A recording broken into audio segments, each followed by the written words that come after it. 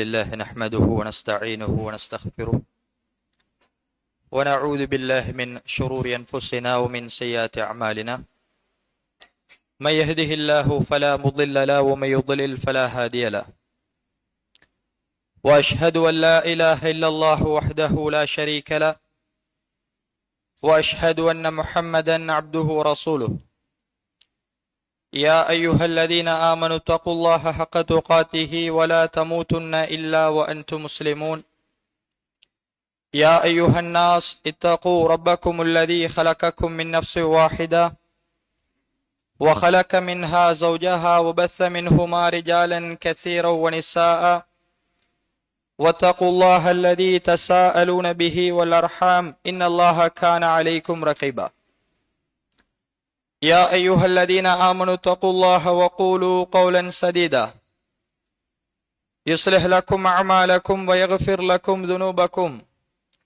ومن يطع الله ورسوله فقد فاز فوزا عظيما أما بعد فإن أصدق الحديث كتاب الله وأحسن الهدي هدي محمد صلى الله عليه وسلم وشر الأمور محدثاتها وكل محدثة بدعة وكل بدعة ضلالة وكل ضلالة في النار أو كما قال عليه الصلاة والسلام. சர்வ புகழும் புகழ்ச்சியும் எல்லாம் வல்ல அல்லாஹ்வுக்கு சுப்ஹானஹு தஆலாவுக்கு உரித்தாகட்டும். சலாமும் ஸலவாத்தும் இறுதி தூதர் பெருமானார் நபிகள் நாயகம் ஸல்லல்லாஹு அலைஹி வஸல்லம் அவர்கள் மீதும் அன்னாரை பின்பற்றி வாழ்ந்த சஹாபாக்கள், தாபிஊன்கள், தபவு தாபியின்கள், நல்லடியார்கள் எம் அனைவர்கள் மீதிலும் என்றென்றும் எப்போதும் உண்டாகட்டுமாக. புனிதமிக்க ரமலானுடைய மாதத்தில் அல்லாஹுக்காக நோன்பு வைத்தவர்களாக இந்த ரமலானுடைய முதலாவது ஹுத்துபாவை சந்திக்கின்ற பாக்கியத்தை அல்லாஹு ரப்புல் ஆலமீன் எனக்கும் உங்களுக்கும் தந்திருக்கிறான். இந்த அருமையான சந்தர்ப்பத்தில் ரமலானுடைய சிறப்புகள் பற்றியும் இந்த ரமலானை நாம் எப்படி பயன்படுத்த வேண்டும் என்பது குறித்தும் கடந்த கால ஹுத்துபாக்களில் நாம் தெளிவாக பார்த்திருக்கின்றோம்.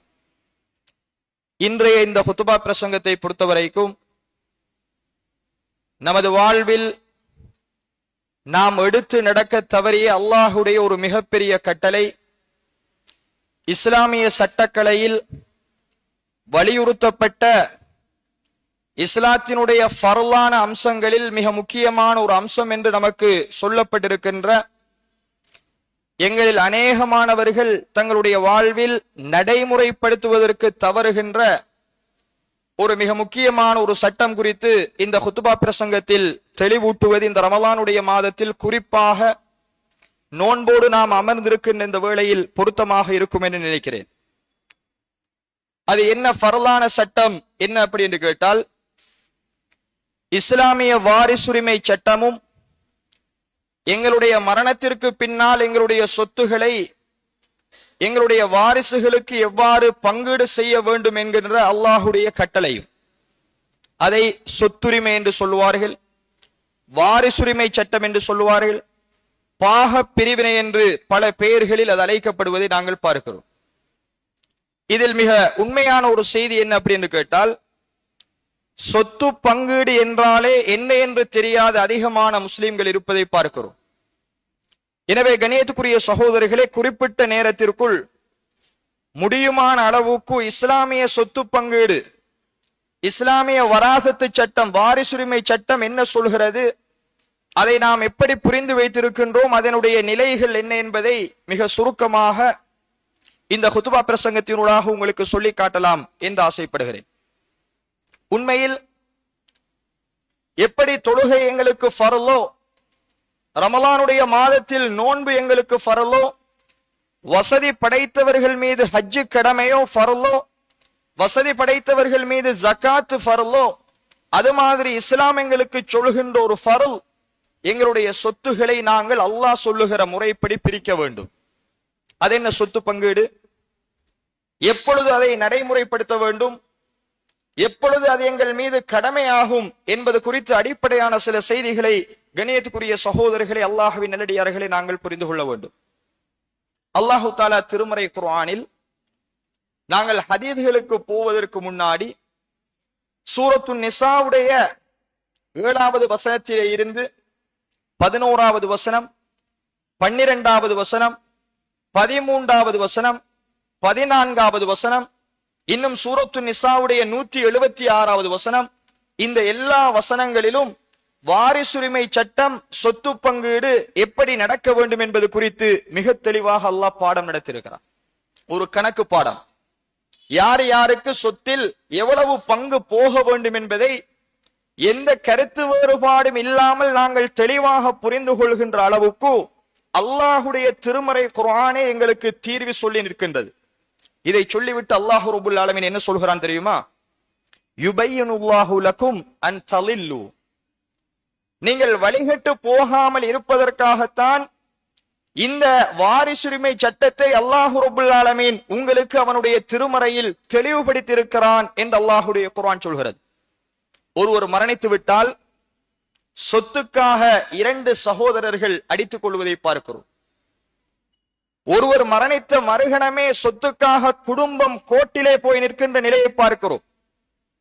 ஆனால் எந்த ஒரு மார்க்கத்திலும் மதத்திலும் சொல்லப்படாத அளவுக்கு மரணிக்கின்ற ஒருவர் விட்டு செல்கின்ற சொத்தை எவ்வாறு கையாள வேண்டும் என்கின்ற துல்லியமான சட்டத்தை சொன்ன, அதை மிக விரிவாக விளங்கப்படுத்திய ஒரே ஒரு மார்க்கம் நாம் இருக்கின்ற இந்த தீனுல் இஸ்லாம் மார்க்கம் மட்டும்தான். ஒருவருடைய மரணத்திற்கு பின்னால் எந்த குழப்பமும் ஏற்பட்டு விடக்கூடாது, அவருடைய சொத்தில் யாரும் குழம்பிவிடக் கூடாது என்பதனால் அதை அல்லாஹ் ரப்பல் ஆலமீன் ஒரு தனி சட்டமாகவே குர்ஆனிலே சொல்லியிருக்கிறார். அரபு மதரசாக்களில் விடுகை ஆண்டு மாணவர்கள், இறுதி ஆண்டிலே இருக்கிற மாணவர்களுக்கு 1 வருட காலம் இந்த பாடநெறி போதிக்கப்படுகிறது. இல்முல் ஃபராயில் என்று சொல்வோம், அல்லது வராசத், அல்லது ஃபராயில், அல்லது ஃபிக்ஹுல் மவாரிஸ் என்கிற பெயரில் இந்த வாரிசுரிமை சட்டம் அரபு மதரசாவில் உள்ள மாணவர்களுக்கு பாடத்திட்டமாக எத்தனை வருடம்? 1 வருடம் முழுமையாக கற்பிக்கப்படுகிறது. அந்த அளவுக்கு மிக துல்லியமான நாம் அறிந்திருக்க வேண்டிய, தெரிந்திருக்க வேண்டிய, நடைமுறைப்படுத்த வேண்டிய சட்டம்.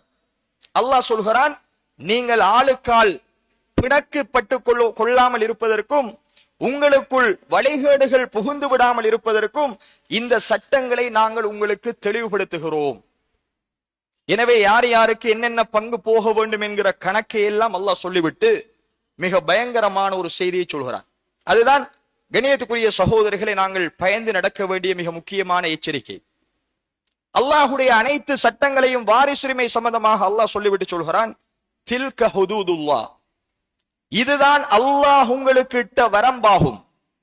وَمَن يُطِعِ اللَّهَ وَرَسُولَهُ يُدْخِلْهُ جَنَّاتٍ تَجْرِي مِن تَحْتِهَا الْأَنْهَارُ خَالِدِينَ فِيهَا.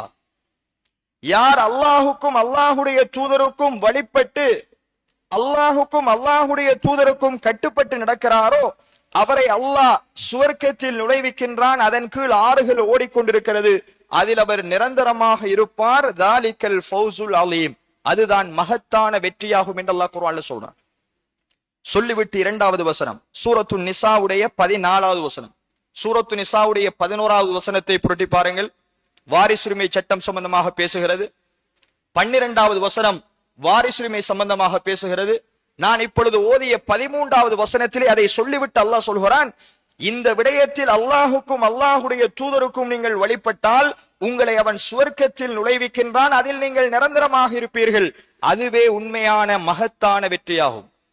14வது வசனம், ஒமைய அஸில்லாஹ வ ரசூலா, யார் அல்லாஹுக்கும் அல்லாஹுடைய தூதருக்கும் மாறு செய்கிறாரோ, வயதஅத்த ஹுதூதஹு, அல்லாஹுடைய இந்த வரம்புகளை யார் மீறி நடக்கிறாரோ, இந்த வாரிசுரிமை சட்டத்துடைய விடயத்தில் அல்லாஹ் இன்னென்ன வரம்புகளை உங்களுக்கு இட்டிருந்தால் அந்த வரம்புகளை யார் தாண்டுகிறாரோ அல்லது நடைமுறைப்படுத்த தவறுகிறாரோ, யுதுஹில்ஹு நாரன் ஹாலிதன் ஃபீஹா, அவரை அல்லாஹ் நரகில் நிரந்தரமாக நுழைவிப்பான்.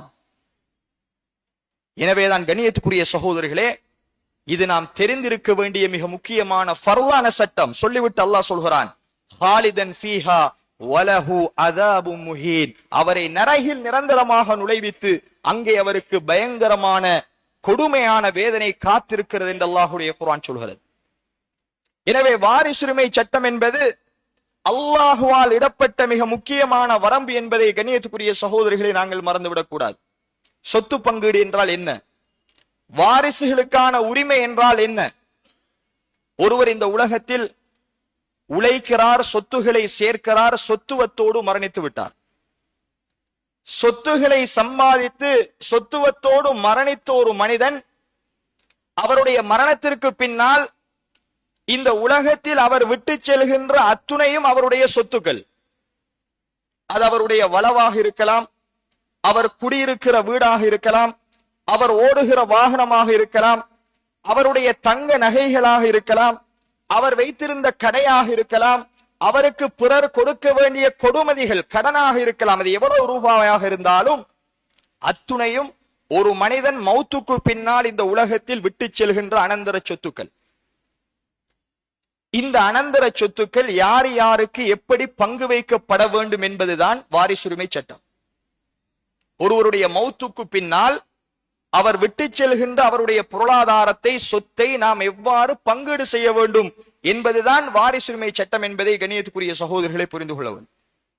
வாப்பாவுடைய சொத்து தனி ஆம்பளை பிள்ளைகளுக்கு கொடுக்கப்பட வேண்டும் என்றும், மரணித்த உம்மாவுடைய சொத்து பொம்பளை பிள்ளைகளுக்கு கொடுக்கப்பட வேண்டும் என்றும் நமது சமூகத்தில் சில நடைமுறைகள் இருப்பதை நாங்கள் பார்க்கிறோம்.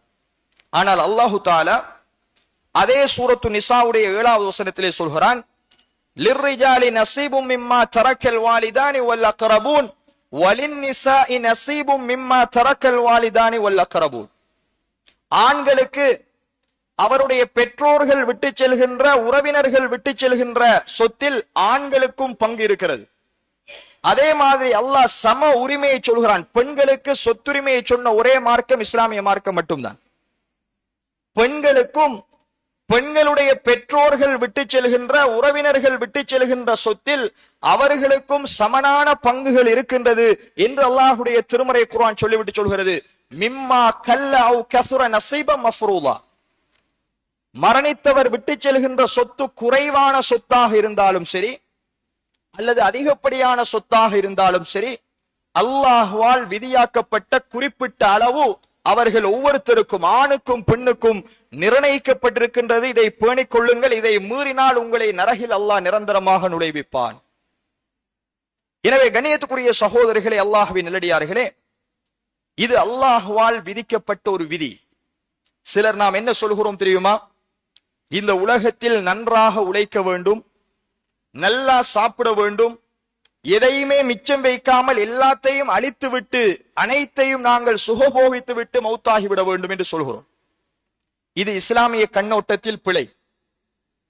இந்த உலகில் ஒருவர் உழைக்க வேண்டும், இந்த உலகில் ஒருவர் அல்லாஹுடைய நிஅமத்துக்களை புசிக்க வேண்டும், நல்ல ஆடை உடுத்த வேண்டும், நல்ல உயர் ரகமான வாகனம் ஓட வேண்டும், நல்ல குடியிருப்பிலே வசிக்க வேண்டும். இதுல எந்த மாற்று கருத்தும் கிடையாது.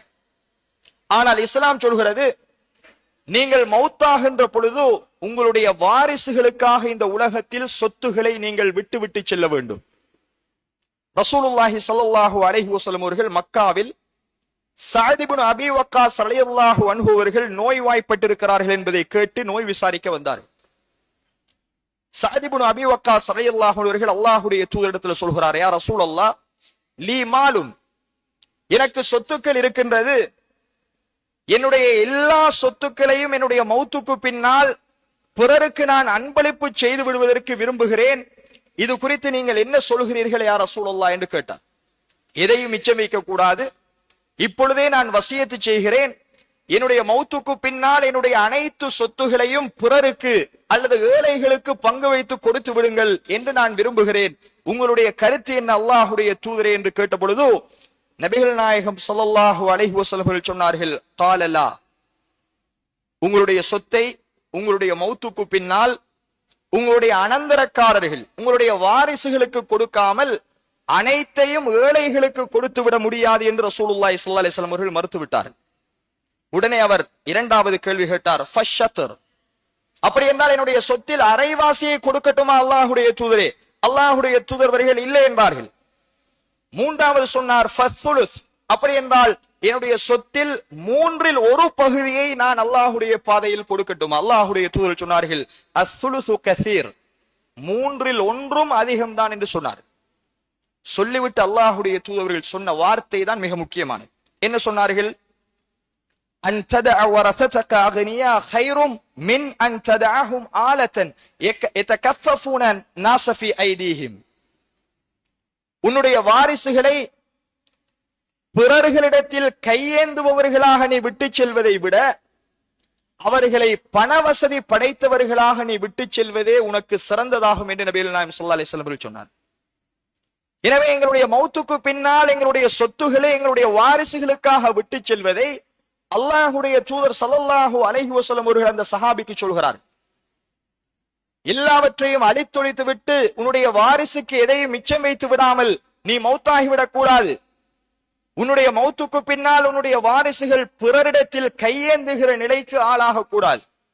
எனவே உன்னுடைய சொத்துகளில் உனக்கு பின்னால் வருகின்ற வாரிசுகளுக்கு விட்டு நீ மௌத்தாக வேண்டும் என்கிற செய்தியை நபிகள் நாயகம் ஸல்லல்லாஹு அலைஹி வஸல்லம் அவர்கள் சொன்ன செய்தி சஹீஹுல் புகாரில 5334வது இலக்கத்தில் பதிவு செய்யப்படுகிறது.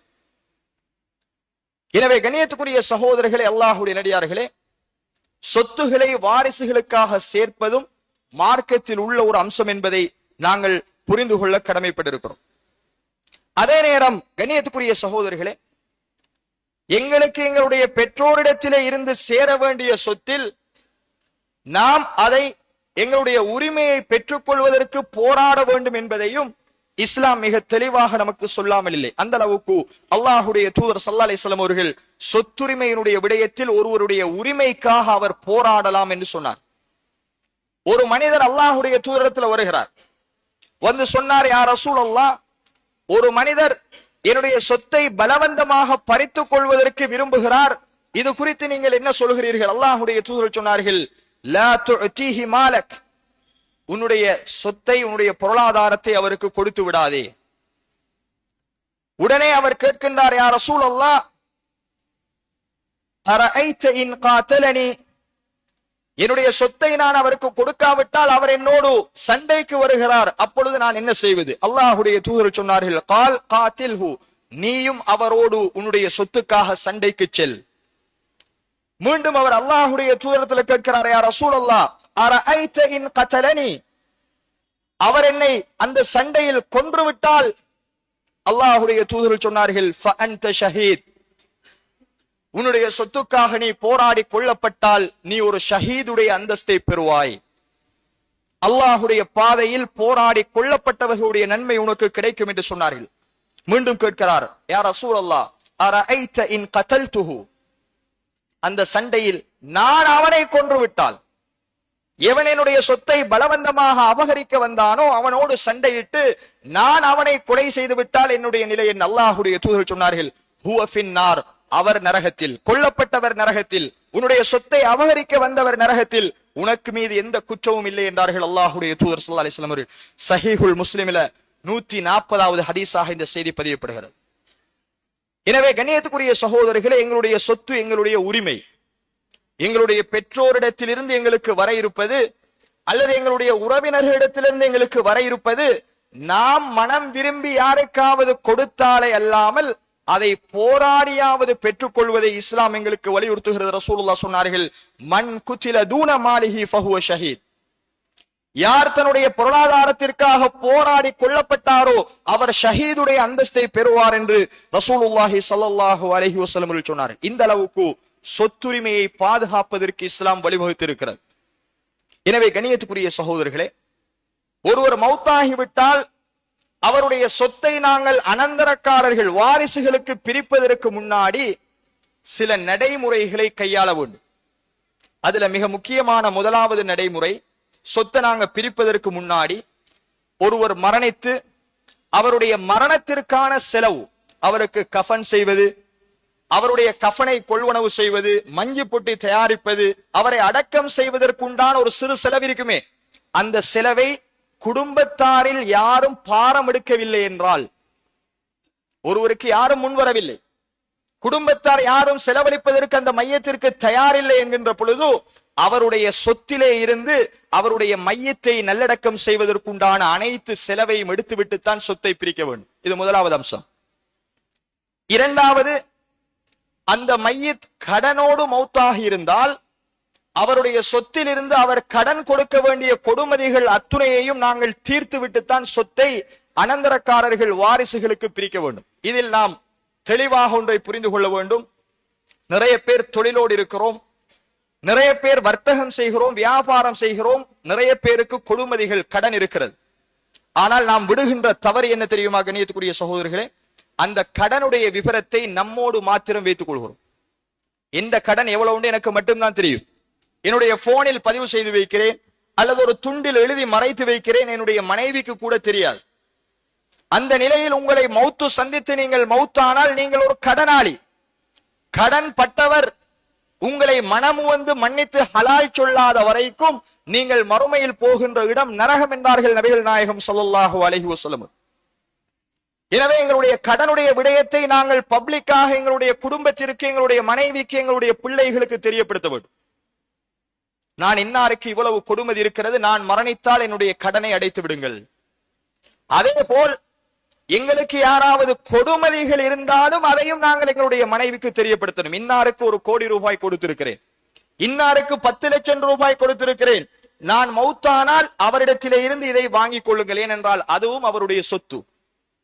நாம் அதை யாருக்கும் தெரியப்படுத்தாமல் மௌத்தாகிவிட்டால் எங்களுடைய வாரிசுகளுக்கு வர வேண்டிய 10 லட்சம் ரூபாய் அவர் நல்லவராக இருந்தால் கொண்டு வந்து அல்லாஹுக்கு பயந்து ஒப்படைப்பார், மரண செய்தியை கேள்விப்பட்டார். ஆனால் மௌத்தாகி விட்டாரே, நமக்கு சான்ஸ் அடித்து விட்டது என்று யாராவது அந்த பணத்தை பதுக்க நினைத்து நாமும் அது குறித்து யாரிடமும் சொல்லாவிட்டால் எங்களுடைய வாரிசுகளுக்கு வர வேண்டிய ஒரு சொத்து, அது எத்தனை லட்சம் ரூபாயாக இருந்தாலும் 1000 ரூபாயாக இருந்தாலும் எங்கட மௌத்துக்கு பின்னால் எங்களுடைய வாரிசுகளுக்கு வர வேண்டியதை நாங்கள் அநியாயமாக பறித்த ஒரு குற்றத்திற்கு ஆளாகும். எனவே நாம் கடன் எடுத்திருந்தாலும் பிறருக்கு கடன் கொடுத்திருந்தாலும் அதை எங்களுடைய நெருங்கிய மனைவியிடத்தில் அல்லது பிள்ளைகளிடத்தில், உறவினர்களிடத்தில் சொல்லி வைக்க கடமைப்பட்டிருக்கிறோம் கண்ணியத்துக்குரிய சகோதரர்களே. எனவே ஒருவருடைய சொத்தை பிரிப்பதாக இருந்தால் அவருடைய கடன் அனைத்தையும் அடைத்து முடித்ததன் பின்னாடிதான் அவருடைய சொத்தில் கை வைக்க வேண்டும். இது 2வது. 3வது அம்சம், ஒருவர் வசியத்தை செய்திருக்கிறார், நான் மௌத்தானதன் பின்னாடி பள்ளிவாசலுக்கு 50 லட்சம் ரூபாய் காசு கொடுங்கள், நான் மௌத்தானதன் பின்னாடி இன்ன ஏழைக்கு 1 கோடி ரூபாய் பணம் கொடுங்கள் என்று ஒருவர் வசியத்தை செய்கிறார். இந்த வசியத்தையும் நாங்கள் நிறைவேற்றியதன் பின்னாடிதான் சொத்தை பிரிக்கணும். அல்லாஹ் குர்ஆனிலே சொல்கிறான், மின் பஅதி வசியத்தின் யூசி பிஹா அவ் தைன், மரணித்தவர் பட்ட கடனையும் அவர் செய்த வசியத்தையும் நிறைவேற்றியதன் பின்னாடிதான் அவருடைய சொத்து பிரிக்கப்பட வேண்டும். இந்த இடத்தில் வசியத்திற்கும் இஸ்லாம் ஒரு ஷர்த்தை சொல்லி இருக்கிறது, ஒரு நிபந்தனை இருக்கு. முழு சொத்தையும் வசியத்து செய்ய இயலாது. ஒருவரிடத்தில் ஒரு 3 கோடி ரூபாய் பணம் இருக்கிறது மௌத்தாகின்ற பொழுது என்றால் அவர் முழு சொத்தையும் அல்லாஹுடைய பாதையில் கொடுத்துவிட சொல்லிவிட்டு மௌத்தானாலும் அனந்தரக்காரர்கள் முழு சொத்தையும் கொடுக்க இயலாது. நான் முன்னாடி சொன்ன சஅத் இப்னு அபீ வக்காஸுடைய ஹதீஸ்ல ரசூலுல்லாஹி ஸல்லல்லாஹு அலைஹி வஸல்லம் அவர்கள் அனுமதித்தது 3இல் 1 பங்கைத்தான் வசியத்து செய்யலாம். ஒருவருக்கு சொத்து 3 கோடி ரூபாய் இருந்தால் 1 கோடி ரூபாயை தான் வசியத்தாக கழித்துவிட்டு மீதமுள்ள 2 கோடி ரூபாயை அனந்தரக்காரர்கள் வாரிசுகளுக்கு நாங்கள் பிரிக்க வேண்டும் என்று இஸ்லாம் சொல்கிறது. அவர் அந்த 3இல் 1 பகுதிக்கு மேல் எத்தனை பகுதியை அவர் வசியத்து செய்தாலும் அது வசியத்தாக ஏற்றுக்கொள்ளப்படாது.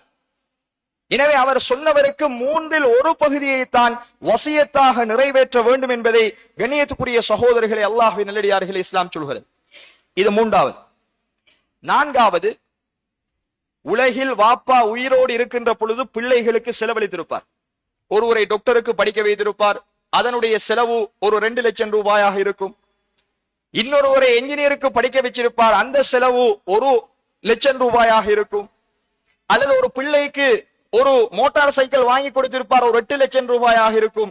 இப்படி உயிரோடு இருக்கின்ற பொழுது தாயும் தந்தையும் பிள்ளைகளுக்கு செலவழித்த செலவை அவர் மௌத்தானதன் பின்னாடி சொத்தை பிரிக்கின்ற பொழுது கழிக்க முடியாது. உயிரோடு இல்ல பொழுது கொடுத்து முடித்தது முடிஞ்சு. மௌத்தானதன் பின்னாடி எது மீதமாக இருக்கிறதோ அதைத்தான் சொத்துரிமையாக பிரிக்க வேண்டும் என்று இஸ்லாம் சொல்கிறது. இல்ல, வாப்பா உங்களுக்கு உயிரோடு இருக்கும் பொழுது ஒரு மோட்டார் சைக்கிள் வாங்கி தந்தார், அது 11 லட்சம் ரூபாய், எனவே இந்த சொத்துரிமையில் அந்த 11 லட்சம் ரூபாயை நான் உங்களுக்கு கழிக்க போகிறேன் என்றால் இது பிழை. அப்படி கழிக்க முடியாது. உயிரோடு உள்ள பொழுது பெற்றோர்கள் கொடுத்ததுதான். மௌத்தானதன் பின்னாடி அவருடைய சொத்து எவ்வளவு மீதம் இருக்கிறதோ அதைத்தான் அந்த வாரிசுகளுக்கு பிரிக்க வேண்டும் என்பதையும் கண்ணியத்துக்குரிய சகோதரிகளை 4வதாக புரிந்து கொள்ள வேண்டும். 5வது அம்சம் என்ன தெரியுமா? சொத்துரிமையை நாங்கள் நடைமுறைப்படுத்துகிற பொழுது, ஒரு வாப்பா மௌத்தாகிவிட்டார், அவருடைய சொத்தை நாங்கள் வாரிசுகளுக்கு பிரிக்க போகிறோம் என்றால், அந்த சொத்தை பெற்றுக்கொள்கின்ற வாரிசு உயிரோடு இருக்க வேண்டும். வாப்பாக்கு முதல் மகன் மௌத்தாகி இருந்தால் அந்த மௌத்தான மகனுக்காக வாப்பாட சொத்தை தாருங்கள் என்று கேட்கலார். மகண்ட மனைவி வருகிறார், மருமகள் வருகிறார், மாமனார் மௌத்தாகி விட்டார், உங்களோட மகன் உங்களுக்கு முன்னாடி மௌத்தாகி விட்டார், என்னுடைய மாப்பிள்ளை, நான் ஒரு விதவை பெண்ணாக இருக்கிறேன், எனவே மௌத்தான உங்களுடைய மகனின் சொத்தை எனக்கு தாருங்கள் என்று கேட்டால் கொடுக்க முடியாது. வாரிசுரிமை சட்டத்தை நடைமுறைப்படுத்துகின்ற பொழுது யாரெல்லாம் வாரிசுதாரர்களாக இருக்கிறார்களோ அவர்கள் உயிரோடு இருக்க வேண்டும் என்று இஸ்லாம் சொல்கிறது. மரணித்தவர்களுக்கு வாரிசு சட்டம் போகாது, வாரிசு சட்டத்தை நடைமுறைப்படுத்த முடியாது. இது 5வது மிக முக்கியமான நிபந்தனை என்பதை கண்ணியத்துக்குரிய சகோதரர்களே, அல்லாஹ்வின் நல்லடியார்களை நாங்கள் புரிந்து கொள்ள வேண்டும். எனவே எங்கட மையத்தை அடக்கம் செய்து, எங்கட கடன்களை தீர்த்து, எங்களுடைய வசியத்துகளை நிறைவேற்றியதன் பின்னாடி எங்கட சொத்து எவ்வளவு எஞ்சுகிறதோ, நான் சொன்ன மாதிரி அது வீடாக இருக்கலாம், வளவாக இருக்கலாம், நகையாக இருக்கலாம், பேங்கிலே டெபாசிட் பண்ணப்பட்டிருக்கிற பணமாக இருக்கலாம், என்ன வாகனம், எந்த வீடு, அனைத்தும் எங்களுடைய பேரில் இருந்தால் அத்தனையும் சொத்து பெறுமதியாக எடுத்துத்தான் அதை நாங்கள் வாரிசுகளுக்கு பிரிக்க வேண்டும். இப்ப இறுதியாக நாம் பார்க்க வேண்டிய மிக முக்கியமான அம்சம், ஒருவருடைய மௌத்துக்கு பின்னால் என்னென்ன வாரிசுகளுக்கு அந்த சொத்துரிமை பிரிக்கப்படும். ஆண்களில் 15 சாராருக்கு சொத்து போகும் ஒரு மௌத்தானால். இது பெரிய பாடம். ஒரு வருஷம் மதரசாவுல படிச்சு கொடுக்கறத 3/4 மணி நேரம் ஹுத்துபாவுல சொல்ல முடியாது. எனவே நடைமுறையில் நாம் நடைமுறைப்படுத்த தவறுகின்ற ஒரு சிலரை மட்டும் இங்கே அடையாளப்படுத்த விரும்புகிறேன். கண்ணியத்துக்குரிய சகோதரர்கள், மொத்தம் 25 பேர் அனந்தர சொத்துக்களை பெறுவதற்கு தகுதியானவர்கள், ஆண்களும் பெண்களும். ஆண்களில் 15 சாராருக்கு ஒருவருடைய மௌத்துக்கு பின்னால சொத்து போய் சேரும். அதற்கு பல நிபந்தனைகள், பல ஷரத்துகள் இருக்கிறது, அது தெளிவாக படிப்பிக்கப்பட வேண்டும். பெண்களில் 10 பேருக்கு ஒருவர் மௌத்தானதன் பின்னாடி சொத்துக்கள் போய் சேரும். மொத்தம் 25 பேர் அனந்தர சொத்துக்களை பெறுவதற்கு தகுதியானவர்கள் என்பதில் எல்லா அறிஞர்களும் உடன்பட்ட கருத்தில் இருப்பதை நாங்கள் பார்க்கிறோம். எனவே கண்ணியத்துக்குரிய சகோதரர்களே, அல்லாஹ்வின் நல்லடியார்களே, ஒருவருடைய மௌத்துக்கு பின்னால் நாங்கள் சொத்தை பிரிக்கின்ற பொழுது முதலாவது நாங்கள் பார்க்க இருப்பது, பெற்றோர் மௌத்தானால் பிள்ளைகளுக்கு எப்படி சொத்து போய் சேரும். இதுதான் அதிகம் நாங்கள் நடைமுறைப்படுத்துகின்ற பிழையான அமைப்பு. இஸ்லாம் சொல்லுகின்ற மிகச் சரியான அமைப்பை நாங்கள் புரிந்து கொள்ள வேண்டும். வாப்பாவும் உம்மாவும் மௌத்தானால் வாப்பாவுடைய சொத்திலிருந்து ஆண் பிள்ளைகளுக்கு எவ்வளவு போகும், பெண் பிள்ளைகளுக்கு எவ்வளவு போகும்.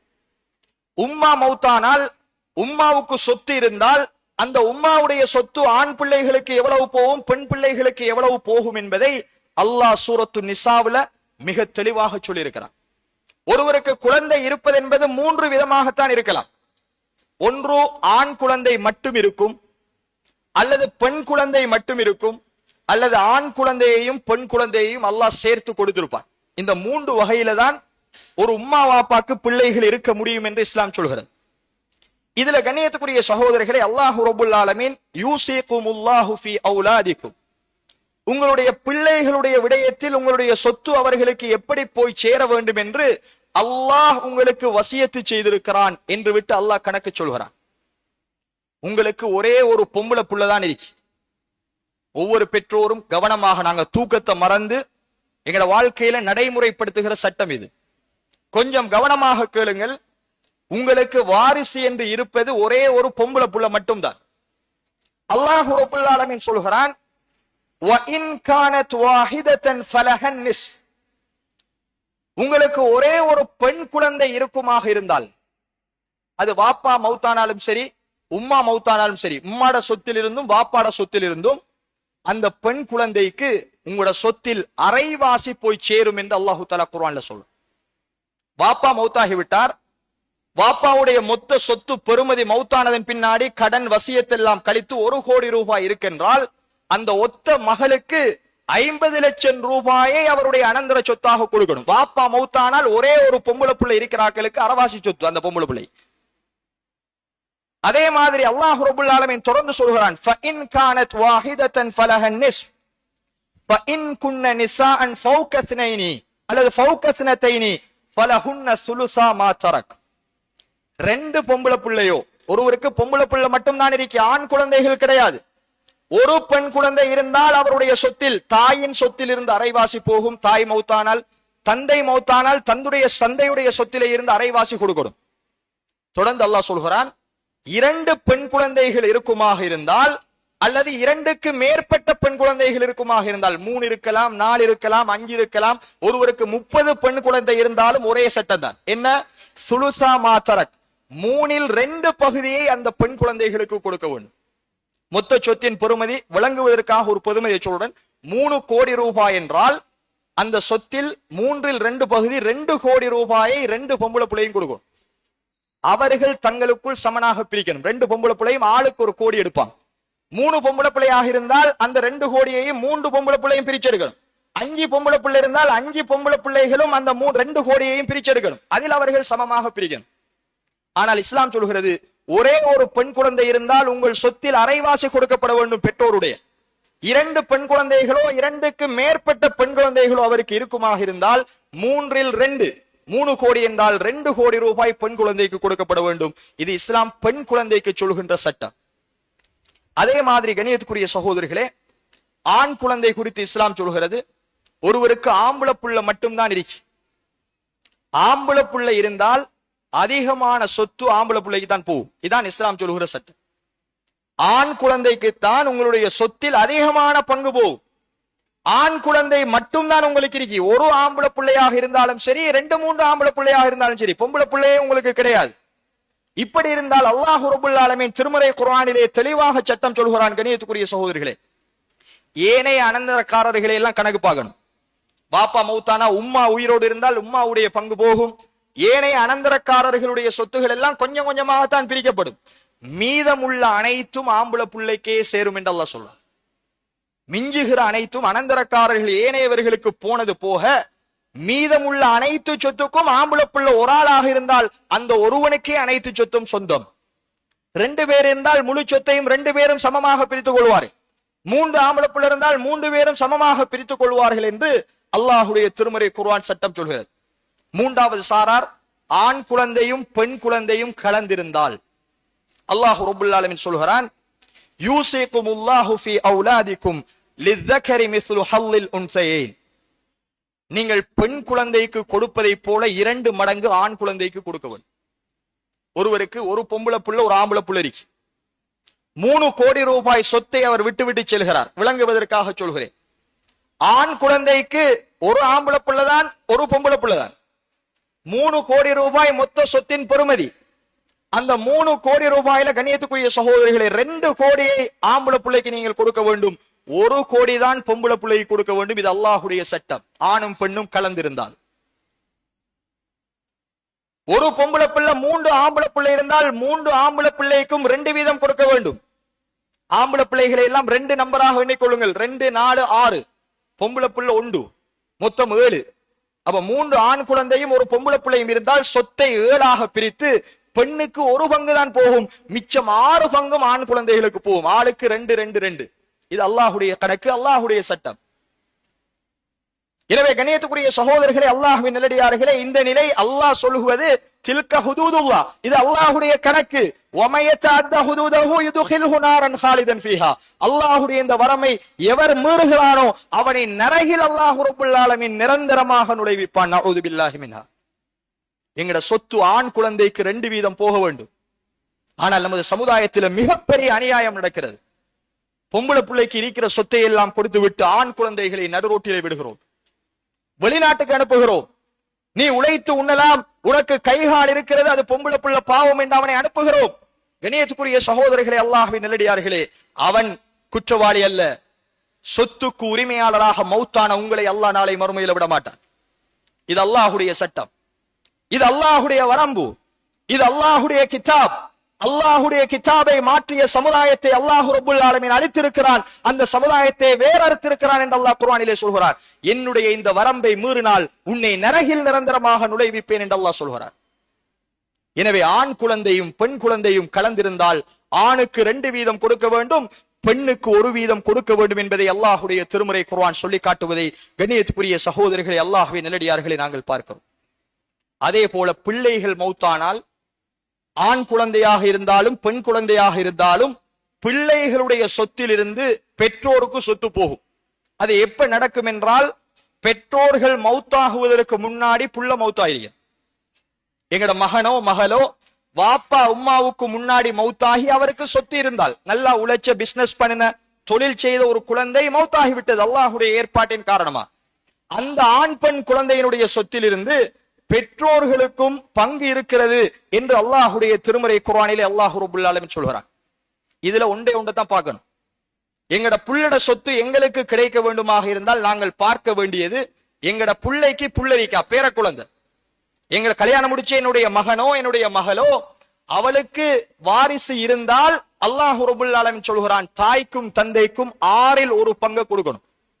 மகன் மௌத்தாயிட்டான், மௌத்தான மகனுக்கு பிள்ளைகள் இருக்கிறார்கள், பிள்ளைகள் இருப்பார்களாக இருந்தால் முழு சொத்தையும் 6 பங்காக பிரித்து ஒரு 6 லட்சம் ரூபாய் தான் மிஞ்சுகிறது என்று வைப்போம். 1 லட்சம் ரூபாய் தாய்க்கு கொடுக்க வேண்டும், 1 லட்சம் ரூபாய் தந்தைக்கு கொடுக்க வேண்டும். மௌத்தான குழந்தையினுடைய சொத்து தாய்க்கும் தந்தைக்கும் பிள்ளை இருந்தால் சமனாக வரும். 1 லட்சம் 1 லட்சம், மிச்சம் 4 லட்சம் ரூபாயைத்தான் ஏனையவர்களுக்கு பிரிக்கணும். இதான் அல்லாஹுடைய கணக்கு. சுருக்கமா சொல்றேன், குர்ஆன் வசனத்தையும் சொல்லிக் கொண்டு போனால் நேரம் போகும். அதே நேரம் கண்ணியத்துக்குரிய சகோதரர்களே, அல்லாஹ்வின் நல்லடியார்களே, மரணித்த எங்களுடைய மகனுக்கோ மகளுக்கோ பிள்ளைகள் இல்லாவிட்டால் அல்லாஹ் ரப்பல் ஆலமீன் சொல்கிறான், தாய்க்கு மட்டும் 3இல் 1 பங்கு கொடுக்கணும். எங்கட பிள்ளை மகன் மௌத்தாகி விட்டார், 3 கோடி ரூபாய் அவருடைய சொத்து பொறுமதி, தாய்க்கு எவ்வளவு கொடுக்க வேண்டும்? 3இல் 1, 1 கோடி ரூபாயை மௌத்தானவருக்கு பிள்ளை இல்லை என்றால் தாய்க்கு கொடுக்கணும். 3இல் 2 பகுதி வாப்பாக்கு. வாப்பா உம்மா உயிரோடு இருக்கிறார்கள், மகன் மௌத்தாகி விட்டார், மகனுக்கு பிள்ளை இருந்தால் 2 பேருக்கும் 6இல் 1 பகுதி, மகனுக்கு பிள்ளைகள் இல்லாவிட்டால் உம்மாவுக்கு 3இல் 1, மௌத்தாகாமல் இருக்கின்ற வாப்பாவுக்கு 3இல் 2. அங்கேயும் வாப்பாவுக்கு தான் இஸ்லாம் 2 வீதத்தை கொடுக்கிறது. வாப்பாக்கு 3இல் 2, உம்மாவுக்கு 3இல் 1 பகுதி பிள்ளைகளுடைய சொத்து போய் சேர வேண்டும். அது ஆண் குழந்தையாக இருந்தாலும் பெண் குழந்தையாக இருந்தாலும் அவர்களுக்கு சொத்து இருந்தால் இதுதான் இஸ்லாம் சொல்கின்ற கணக்கு. அதே மாதிரி கண்ணியத்துக்குரிய சகோதரர்களே, கணவன் மௌத்தானால் கணவன் விட்டு செல்கின்ற சொத்தில் மனைவிக்கு பங்கு இருக்கிறது. மனைவி சொத்துவத்தோடு வாழ்ந்து மௌத்தானால் மனைவிக்கு இருக்கின்ற சொத்தில் எங்களுக்கு பங்கு இருக்கிறது கணவனுக்கு. ஆனால் பிழையான ஒரு நடைமுறை, மனைவி மௌத்தானால் உங்களுக்கு எதுவும் இல்லை, நீங்கள் உங்களோட அம்மாட வீட்டுக்கு போகலாம் என்று கணவன்மார் வீடுகளுக்கு அனுப்பப்படுவதை பார்க்கிறோம். இல்லை, ஒவ்வொரு கணவனுக்கும் மனைவியினுடைய சொத்தில் இஸ்லாம் சொல்லுகிறது பங்கு இருக்கிறது. அதே மாதிரி ஒவ்வொரு மனைவிக்கும் கணவனுடைய சொத்திலே இருந்து பங்கு இருக்கிறது. அதை கொடுத்துத்தான் ஆக வேண்டும், அது அல்லாஹுடைய கட்டளை. கண்ணியத்துக்குரிய சகோதரிகளே, அல்லாஹ்வின் நல்லடியார்களே, மனைவி மௌத்தானால் எங்களுக்கு முன்னர் எங்கட மனைவி மௌத்தாகிவிட்டால் எங்களுடைய மனைவிக்கு ஒரு 3 கோடி ரூபாய் சொத்து இருக்கின்ற வைப்போம். அந்த 3 கோடி ரூபாய் சொத்திலே அல்லாஹ் ரப்பல் ஆலமீன் சொல்கிறான், வலக்கும் நிஸ்ஃபு மா தரக அஸ்வாஜுக்கும் இல்லம் யகுன் லஹுன்ன வலத். இதுல நாம் கவனிக்க வேண்டிய சட்டம் என்ன தெரியுமா? மௌத்தான மனைவிக்கு பிள்ளை இருக்கிறதா இல்லையா என்பதை மட்டும்தான் பார்க்கணும். அது எங்களூடாக கிடைத்த குழந்தையாக இருக்கலாம், அல்லது எங்களுக்கு முன்னால் அவள் ஒரு திருமணம் முடித்து அதில் அவளுக்கு குழந்தை இருக்கும். அந்த குழந்தை இருக்குமாக இருந்தால் அல்லாஹ் ரப்பல் ஆலமீன் திருமறை குர்ஆனிலே சொல்கிறான், கணவனுக்கு எவ்வளவு போகும்? 4இல் 1 பங்கு தான் போகும். 1 லட்சம் ரூபாயை மனைவி விட்டு சென்றிருந்தால் கணவனுக்கு 25,000 ரூபாய், 1/4 பங்கு. பிள்ளை இல்லாவிட்டால் எங்கள் ஊடாகவும் மனைவிக்கு பிள்ளை இல்லை, வேறு திருமணங்கள் ஊடாகவும் அவளுக்கு பிள்ளை இல்லை என்றால் கண்ணியத்துக்குரிய சகோதரர்களே, கணவனுக்கு மனைவியின் சொத்தில் சம அரைவாசி கிடைக்கும். 3 கோடி ரூபாயை மனைவி விட்டு போகிறாள், அவளுக்கு எந்த வாரிசும் இல்லை. நம்ம திருமணம் முடித்தும் பிள்ளைகள் இல்லை, இன்னொரு திருமணம் அவள் நமக்கு முதல் முடித்தும் எந்த விதமான வாரிசுகளும் அவளுக்கு இல்லை என்றால் கண்ணியத்துக்குரிய சகோதரர்களே, அவளுடைய வயிற்றில் பிறக்கவில்லை என்றால் கணவனுக்கு அல்லாஹ் சொல்கிறான், பிள்ளை இல்லாட்டி மனைவியின் சொத்தில் சம அரைவாசி உங்களுக்கு கிடைக்கும். 3 கோடி ரூபாய் என்றால் 1.5 கோடி ரூபாயை கணவனுக்கு கொடுக்க வேண்டும். பிள்ளை இருந்தால் கணவனுக்கு 4இல் 1, 1/4 வாசி என்ற பிள்ளைகளுக்கும் கொடுக்கணும், அந்த வாரிசுகளுக்கும் கொடுக்க வேண்டும், மனைவியினுடைய பிள்ளைகளுக்கும் கொடுக்க வேண்டும். அதனால் அல்லாஹ் ரப்பல் ஆலமீன் சட்டம் போடுகிறான், பிள்ளை இருந்தால் அரை, பிள்ளை இல்லாவிட்டால் அரைவாசி, பிள்ளை இருந்தால் கணவனுக்கு 1 கோடி ரூபாயை அவள் விட்டு சென்றால் 25 லட்சம் ரூபாய், 1/4 பங்கு, 4இல் 1 கொடுக்க வேண்டும். அதே மாதிரி கண்ணியத்துக்குரிய சகோதரர்களே, அல்லாஹ்வின் நல்லடியார்களே, கணவன் மௌத்தானால் மனைவிக்கு முன்னர் கணவன் மௌத்தாகிவிட்டார், மனைவி உயிரோடு இருக்கிறார், கணவனுக்கு சொத்து இருக்கிறது. இங்கும் அல்லாஹ் ரப்பல் ஆலமீன் சொல்வது, கணவனுக்கு பிள்ளை இருக்கிறதா இல்லையா என்று பார்க்கணும். யாரு மௌத்தாகிறாரோ, யாருடைய சொத்தை பிரிக்க போகிறோமோ அவர்தான் கதாநாயகர். மௌத்தானவருக்கு பிள்ளை இருக்குதா இல்லையா என்பதைத்தான் இஸ்லாம் பார்க்க சொல்லு. கணவனுக்கு எங்களூடாகவும் பிள்ளை இருக்கலாம், மனைவியூடா. அவர் இன்னும் ஒரு 2 திருமணம் ஏக காலத்தில் முடிச்சிருக்கிறார், அல்லது ஒரே 4 திருமணம் ஒரே காலப்பகுதியில் முடிச்சிருக்கிறார். எங்களூடாகத்தான் பிள்ளை இல்லை என்றாலும் ஏனைய மனைவியர்கள் ஊடாக அவருக்கு குழந்தை கிடைத்திருக்குமாக இருந்தால், அப்படி குழந்தைகள் இருக்கின்ற பொழுது கண்ணியத்துக்குரிய சகோதரர்களே, அல்லாஹ்வின் நல்லடியார்களே, அல்லாஹ் ரப்பல் ஆலமீன் சொல்கிறான், மனைவிக்கு 8ல் 1 கொடுக்கணும். 8 கோடி ரூபாயை கணவன் விட்டு சென்றால், கணவனுக்கு பிள்ளை இருந்தால் எங்களூடாகவோ வேறு மனைவியூடாகவோ அந்த சொத்தை 8ஆக பிரித்து 1 கோடி ரூபாயை அல்லாஹ் ரப்பல் ஆலமீன் மனைவிக்கு கொடுக்குமாறு சொல்கிறான். அதே நேரம் கண்ணியத்துக்குரிய சகோதரர்களே, அல்லாஹ்வின் நல்லடியார்களே, கணவனுக்கு பிள்ளை இல்லை. மௌத்தான கணவருக்கு எங்களூடாகவும் பிள்ளை கிடைக்கவில்லை, ஏனைய மனைவிமார்களூடாகவும் அவர்களுக்கு பிள்ளைய வாரிசே இல்லை என்றால், அல்லாஹ் ரப்பல் ஆலமீன் சொல்கிறான், மனைவிக்கு 1/4 பங்கு 4ல் 1 போய் சேரும். மொத்த சொத்தை பிள்ளை இருந்தா 8ஆ பிரிச்சு 1 பங்கு கொடுக்கணும், 8ல் 1. கணவனுக்கு பிள்ளை இல்லாவிட்டால் சொத்தை 4ஆக பிரித்து அதில் 1/4 பங்கு இந்த மனைவிக்கு வந்து சேரும் என்பதை அல்லாஹ்வுடைய திருமறை குர்ஆன் தெளிவாக சொல்கிறது. 1 கோடி ரூபாய் கணவனுடைய சொத்து, அவருக்கு குழந்தைகள் இருக்குமாக இருந்தால் மனைவிக்கு 25 லட்சம் ரூபாய் 1/4 பங்கு வரும் என்பதை அல்லாஹ்வுடைய திருமறை குர்ஆன் தெளிவாக சொல்கிறது. எனவே கண்ணியத்துக்குரிய சகோதரர்களே, அல்லாஹ்வின் நல்லடியார்களே, இதல்லாமல் சகோதரர்கள் இருந்தால், எந்த வாரிசுகளுமே இல்லை என்றால், பேர குழந்தை இருந்தால், உம்மா வாப்பா உயிரோடு இருந்தால் நாங்கள் பார்த்து விட்டோம். இப்படி இந்த அனந்தர சொத்து யார் யாருக்கு என்னென்ன அடிப்படையில் பிரிக்கப்பட வேண்டும் என்பதை இஸ்லாம் மிக தெளிவாக எங்களுக்கு வரையறுத்திருக்கிறது. எல்லா சாராரையும் நாங்கள் இன்று பார்த்து முடிக்க முடியாது. எனவே எங்களுடைய சமுதாயத்தில் புழக்கத்திலே இருக்கின்ற தாய் தந்தையினுடைய சொத்து பிள்ளைகளுக்கு எப்படி போய் சேர வேண்டும், பிள்ளைகளுடைய சொத்து தாய் தந்தைக்கு எப்படி போய் சேர வேண்டும், கணவனுடைய சொத்து மனைவிக்கு எப்படி போக வேண்டும், மனைவியினுடைய சொத்து கணவனுக்கு எப்படி போக வேண்டும், இந்த கணக்குகள் அனைத்தும் ஹதீஸில் வந்ததல்ல.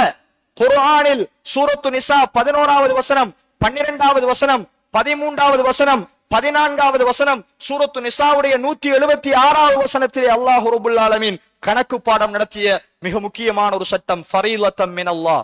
இது அல்லாஹ்விடத்திலிருந்து உங்களுக்கு வந்த ஃபர்லான கட்டாயமான கடமையாகும் என்று அல்லாஹ்வுடைய குர்ஆன் சொல்கிறது. எனவே கண்ணியத்துக்குரிய சகோதரர்களே, அல்லாஹ்வின் நல்லடியார்களே, இந்த சொத்துரிமை நாங்கள் மௌத்தானதன் பின்னாடி இப்படி பிரிக்கப்படுகிறதா என்று கேட்டால் நிச்சயமாக இல்லை. எனவே நாம் ஒவ்வொருத்தரும் இந்த உரையை கேட்டதிலிருந்து நீங்கள் அல்லாஹ்விடத்தில் பதில் சொல்வதற்கு கடமைப்பட்டிருக்கிறீர்கள். எங்களுடைய மனைவிக்கு நாங்கள் உபதேசம் செய்ய வேண்டும், என்னுடைய இன்றைய சொத்து பெறுமதி இவ்வளவு, நான் மௌத்தானால் என்னுடைய ஆண் பிள்ளைக்கு இவ்வளவு கொடுத்து விடு, என்னுடைய பெண் பிள்ளைக்கு இவ்வளவு கொடுத்து விடு, மனைவியான உனக்கு என்னுடைய சொத்தில் இவ்வளவு பங்கு சேரும், என்னுடைய வாப்பா உம்மா உயிரோடு இருந்தால் என்னுடைய வாப்பாவுக்கு இவ்வளவு, உம்மாவுக்கு இவ்வளவு என்று கண்ணியத்துக்குரிய சகோதரர்களை வசியத்து செய்துவிட்டு மௌத்தாகுவதற்கு கடமைப்பட்டிருக்கும். இல்லை என்றால் நிச்சயமாக நாம் மௌத்தாகி விடுவோம். எங்களுடைய சொத்து அநியாயமாக பிரிக்கப்பட்டால், உரிய வாரிசுகளுக்கு போய் சேராமல் விடுமாக இருந்தால் நிச்சயமாக அல்லாஹ்விடத்தில் நாளை மறுமையில் நாங்கள் பதில் சொல்ல வேண்டியிருக்கும்.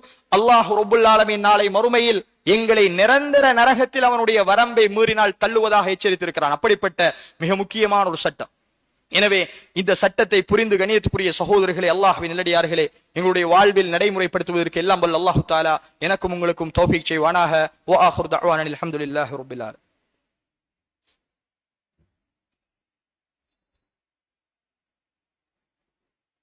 بسم الله الرحمن الرحيم. الحمد لله رب العالمين. الصلاة والسلام على أشرف الأنبياء والمرسلين وعلى آله وصحبه أجمعين. أما بعد. கண்ணியத்துக்குரிய சகோதரர்களே, அல்லாஹ்வின் நல்லடியார்களே, சொத்துரிமை, பாக பங்கீடு, வாரிசுரிமை சட்டம் என்பது சொத்துவத்தோடு வாழ்ந்த ஒருவர் மௌத்தானதன் பின்னாடிதான் அமுல்படுத்த முடியும். மௌத்தாகுவதற்கு முன்னால் இந்த உலகத்தில் எங்கட சொத்தை நாங்க எங்கட பிள்ளைகளுக்கு முழுவதுமாக பிரித்து கொடுத்து விட்டு நாங்கள் எந்த சொத்தும் இல்லாத நிலையில் வாழலாமா என்று கேட்டால் நிச்சயமாக முடியாது. அப்படி கொடுக்கவும் கூடாது. உயிரோடு இருக்கும் பொழுதே ஆண் பிள்ளைகளை கணக்கு பார்த்து அவர்களுக்கு என்ற சொத்துல இவ்வளவு, பொம்பளை பிள்ளைகளை கணக்கு பார்த்து என்னுடைய சொத்துகள் இவ்வளவு என்று எழுதி வைத்து விடுவோமாக இருந்தால் அது நாம் செய்கின்ற வாரிசுரிமை சட்டத்தினுடைய அடிப்படை பேசிக்கே பிழை என்பதை அல்லாஹ்வுடைய குர்ஆன் சொல்கிறது. சொத்தை நாங்கள் வசியத்து செய்யலாம், இவ்வளவு சொத்து நான் மௌத்தானால் ஆண் பிள்ளைக்கு போகும், பெண் பிள்ளைக்கு போகும், மனைவிக்கு போகும், தாய் தந்தைக்கு போகும் என்று வசியத்து தான் செய்ய வேண்டுமே ஒழிய அவர்களுடைய பேரில் இந்த சொத்தை எழுதிவிடக் கூடாது. அது மௌத்தானதன் பின்னாடிதான் அந்த வேலை நடக்க வேண்டும். ஏனென்றால் அல்லாஹ் ரப்புல் ஆலமீன் அதற்கும் ஒரு ஹிக்மத்தான பதில் சொல்கிறான். உங்களோட முழு சொத்தையும் நீங்கள் பிள்ளைகளுக்கு, உயிரோடு இருப்பவர்களுக்கு மௌத்தாகுவதற்கு முன்னாடியே பிரித்து எழுதி கொடுத்து விட்டால் இறுதியில் நீங்கள் நடுரோட்டில் நிற்க வேண்டிய நிலை வரும். நடந்திருக்கு. சமுதாயத்துல சொத்தை எழுதி கொடுத்து எத்தனையோ தாய் தந்தைகள் இன்றும் பிச்சை எடுப்பதை பார்க்கிறோம். எனவே சம்பாதித்த சொத்து நீங்க உசுரோட இருக்கும் வரைக்கும் எவனுக்கும் சொந்தமில்லை என்று இஸ்லாம் சொல்கிறது. யாரும் பங்கு கேட்க முடியாது. அவர் விரும்பி அன்பளிப்பா கொடுத்தாலே தவிர, மகனுக்கோ மகளுக்கோ மனைவிக்கோ அல்லது யாருக்கோ ஒருவர் பள்ளிவாசலுக்கோ அன்பளிப்பாக கொடுத்தால் அது வேறு விடயம். ஆனால் சொத்து உரிமை என்று உயிரோடு இருக்கின்ற பொழுது யாருடைய சொத்தையும் யாருக்கும் கொடுக்க இயலாது. அப்படி கொடுப்பது வாரிசுரிமை சட்டத்துக்கே முரண். அல்லாஹுடைய தூதர் ஸல்லல்லாஹு அலைஹி வஸல்லம் அவர்களிடத்தில் ஒரு வழக்கு வந்தது. மிக முக்கியமான ஒரு ஹதீஸ், கண்ணியத்துக்குரிய சகோதரர்கள். என்ன வழக்கு? நுஅ்மான் இப்னு பஷீர் ரலியல்லாஹு அன்ஹு அவர்கள் தன்னுடைய சொத்தில் ஒன்றை தன்னுடைய குழந்தைக்கு கொடுப்பதற்கு நாடினார். உடனே மனைவி சொன்னால், இந்த சொத்தை இந்த மகனுக்கு நீங்கள் கொடுப்பதாக இருந்தால் ரசூலுல்லாஹி ஸல்லல்லாஹு அலைஹி வஸல்லம் அவர்களை சாட்சியாக முன்னிறுத்தினால் தான் நான் ஏற்றுக்கொள்வேன், இல்லை என்றால் கொடுக்க விட மாட்டேன். உடனே ரசூலுல்லாஹ் விட்ட நுஅ்மான் இப்னு பஷீர் ரலியல்லாஹு அன்ஹு அவர்கள் தன்னுடைய மகனை அழைத்து கொண்டு வருகிறார். யா ரசூலல்லாஹ், என்னுடைய சொத்தை என்னுடைய மகனுக்கு கொடுப்பதற்கு நாடினேன். என்னுடைய மனைவி உங்களை சாட்சியாக ஆக்கினால் தான் அதை ஏற்றுக்கொள்வேன் என்று சொல்லிவிட்டால், அல்லாஹுடைய தூதரே நீங்கள் சாட்சியாளராக இருங்கள், இந்த சொத்தை என்னுடைய இந்த குழந்தைக்கு கொடுக்க போகிறேன் என்று சொன்னார். ரசூலுல்லாஹி ஸல்லல்லாஹு அலைஹி வஸல்லம் அவர்கள் ஒரே ஒரு கேள்வி கேட்டார். என்ன கேட்டார்கள்? யா பஷீர், நுஅ்மான் இப்னு பஷீரே, அலக வலதுன் சிவா ஹாதா, இத போல இன்னும் பல குழந்தைகள் உனக்கு இருக்கிறார்களா என்று கேட்டார். அவர் ஆம், நாம் அல்லாஹுடைய தூதரே இன்னும் குழந்தைகள் இருக்கிறார். ரசூலுல்லாஹ் மீண்டும் கேட்டார்கள், குல்லஹும் வஹத்தலஹு மிஸ்ல ஹாதா, எல்லா குழந்தைகளுக்கும் இதை போல சொத்தை நீதமாக நீ கொடுத்தாயா? இல்லை என்று சொன்னார். அல்லாஹுடைய தூதர்கள் சொன்னார்கள், ஃபலா துஷ்ஹிதினி இதன், அப்படி என்றால் என்னை இதற்கு நீ சாட்சியாக்கி விட வேண்டாம். லா அஷ்ஹது அலா ஜௌர், நான் எந்த அநியாயத்திற்கும் சாட்சி பகர மாட்டேன் என்று ரசூலுல்லாஹி ஸல்லல்லாஹு அலைஹி வஸல்லம் சொன்னார். உயிரோடு இருக்கின்ற பொழுது ஒரு குழந்தைக்கு நீங்கள் அன்பளிப்பாக உங்களுடைய சொத்தை கொடுக்க நினைத்தால், வாரிசு சொத்தல்ல, வாரிசாக கொடுப்பதல்ல, அன்பளிப்பாக நீங்கள் உயிரோடு இருக்கின்ற பொழுது கொடுக்க நினைத்தால் எல்லா பிள்ளைகளுக்கும் அந்த சொத்து சமனாக கொடுக்கப்பட வேண்டும். கண்ணியத்துக்குரிய சகோதரர்களே, அப்படி நீங்கள் சமனாக சொத்தை உங்களுடைய எல்லா குழந்தைகளுக்கும் கொடுக்காமல் ஒரு குழந்தைக்கு மட்டும் அன்பளிப்பாக கொடுப்பீர்களாக இருந்தால் அதுவும் இந்த உலகத்தில் நீங்கள் செய்கின்ற அநியாயம் என்பதை இஸ்லாம் சொல்வது. பொம்பளை புள்ளதானே, 2 கோடி ரூபாய் செலவழித்து திருமணம் முடிப்பதற்காக சீதனமாக ஒரு வீட்டை கட்டி கொடுக்கிறீர்கள். ஆனால் 2 ஆம்பளை பிள்ளை இருந்தால் கண்ணியத்துக்குரிய சகோதரர்களே, அந்த ஆண் குழந்தைகளுக்கு இந்த உலகத்தில் நீங்கள் செய்கின்ற மிகப்பெரிய அநியாயம். அந்த பிள்ளைக்கு 2 கோடி ரூபாய்க்கு வீடு என்றால் ஆண் குழந்தை ஒருவனுக்கு 4 கோடி ரூபாய்க்கு நீங்க வீடு கட்டணும். ஏன்னா அவங்களோட சொத்துரிமைப்படி ஆணுக்கு 2 மடங்கு. ஆனால் எவ்வளவு பெரிய அநியாயத்தை இந்த சமுதாயத்திலே நாங்கள் சீதனத்தின் பெயரால் அல்லது அன்பளிப்பு என்று பெயர் வைத்து செய்தாலும் அது மிகப்பெரிய பிழை. நான் சீதனம் கொடுக்கல, இந்த பொம்பளை பிள்ளைக்கு அன்பளிப்பா தான் கொடுக்கிறேன். இஸ்லாம் என்ன சொல்கிறது? அன்பளிப்பு கொடுப்பதாக இருந்தால் ஆணுக்கும் பெண்ணுக்கும் சமனாக கொடு. அவருக்கு ஒரு வீடா, இவருக்கு ஒரு வீடு. திருமணம் முடிக்கிற மாப்பிள்ள அவர் எடுத்துக்கிட்டு போய் வைக்கணும், அது வேறு சட்டம். ஆனா பிள்ளைகளுக்கு நீங்கள் அன்பளிப்பாக எதை கொடுப்பதானாலும் அது சமாந்தரமாக சமனாக இருக்க வேண்டும். அதில் நீங்கள் என்னை அநியாயத்திற்கு சாட்சியாக்க வேண்டாம். இதை போல வேறு குழந்தைகளும் இருந்தால் அவர்களுக்கும் இதை போல் நீ கொடுத்தால் தான் நுஅ்மான் இப்னு பஷீரே உனக்கு நான் சாட்சி சொல்வேன் என்று ரசூலுல்லாஹி ஸல்லல்லாஹு அலைஹி வஸல்லம் அவர்கள் மறுத்துவிட்ட செய்தியை கண்ணியத்துக்குரிய சகோதரர்களே, அல்லாஹ்வின் நல்லடியார்களே நாங்கள் பார்க்கிறோம். எனவே கண்ணியத்துக்குரிய சகோதரர்களே, இது என்னுடைய சட்டம் அல்ல, உங்களுடைய சட்டம் அல்ல, படைத்த ரப்புடைய சட்டம், அவன் வகுத்த சட்டம். இதில் எந்த அறிஞர்களுக்கு இடையிலும் எந்த மாற்று கருத்துமே கிடையாது. எல்லோரும் ஏகோபித்த எல்லா மதுஹபுகள், ஷாஃபி மதுஹபு, ஹனஃபி மதுஹபு, மாலிக் மதுஹபு, ஹம்பலி மதுஹபு, எல்லா மதுஹபிலையும் இது குர்ஆன்ல வார சட்டம், கருத்து வேறுபாடு இல்லாத சட்டம். இல்முல் ஃபராயில், மீராத் சட்டம் என்று மிக முக்கியமான ஒரு சட்டத்தை கிதாபுகளிலே அறிஞர்கள் ஃபிக்ஹுடைய பாடத்துல தனியாக தொகுத்த ஒரு சட்டம் கண்ணியத்துக்குரிய சகோதரர்களே. எனவே இதை நடைமுறைப்படுத்தினால்தான் அல்லாஹுக்கும் அல்லாஹுடைய தூதருக்கும் நாங்கள் வழிபட்டவர்கள். இல்லை என்றால் மறுமையில் நாம் அல்லாஹ்விடத்துல பதில் சொல்ல வேண்டியிருக்கும். அல்லாஹ்விடத்துல பதில் சொல்லி மாட்டிக்கொண்டால் எங்களுடைய நிலை மிக மோசமாக அமையும். எனவே அல்லாஹ் எங்களை பாதுகாக்க வேண்டும். உயிரோடு உள்ள பொழுதே சொத்தை கணக்கு பார்த்து யாருக்கு எவ்வளவு போகும் என்கின்ற இஸ்லாமிய சொத்துரிமைப்படி அது எத்தனை கோடி இருந்தாலும் லேசா பிரிக்கலாம். அழகான கணக்கு இருக்கிறது. எப்படி அந்த சொத்து யார் யாருக்கு போக வேண்டும் என்கின்ற முறைமை இருக்கிறது. எனவே கண்ணியத்துக்குரிய சகோதரர்களே, அதனுடைய சட்ட திட்டங்களை படித்து எங்களுடைய சொத்துக்களை இஸ்லாமிய முறைப்படி பிரிப்பதற்கு நானும் நீங்களும் இந்த சொத்துரிமையை படித்ததில் இருந்து அதிலே நாங்கள் ஆசை வைக்க வேண்டும். அப்படித்தான் எங்களுடைய மரணம் எங்களை வந்தடைய வேண்டும் என்பதை மறந்துவிடக் கூடாது. இறுதியாக கண்ணியத்துக்குரிய சகோதரர்களே, புனிதமிக்க ரமலானுடைய மாதம், எங்களுடைய பிள்ளைகளை நாங்கள் தர்பியா கொடுத்து நேர்வழிப்படுத்த வேண்டிய ஒரு சங்கைக்குரிய மாதம்.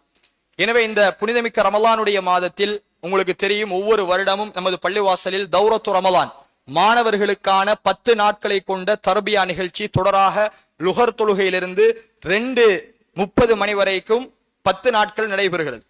இன்ஷா அல்லாஹ் எதிர்வருகின்ற திங்கட்கிழமை லுஹருக்கு பின்னால் இருந்து நமது பள்ளிவாசல்ல அந்த வகுப்புகள் ஆரம்பிக்கப்படுகிறது.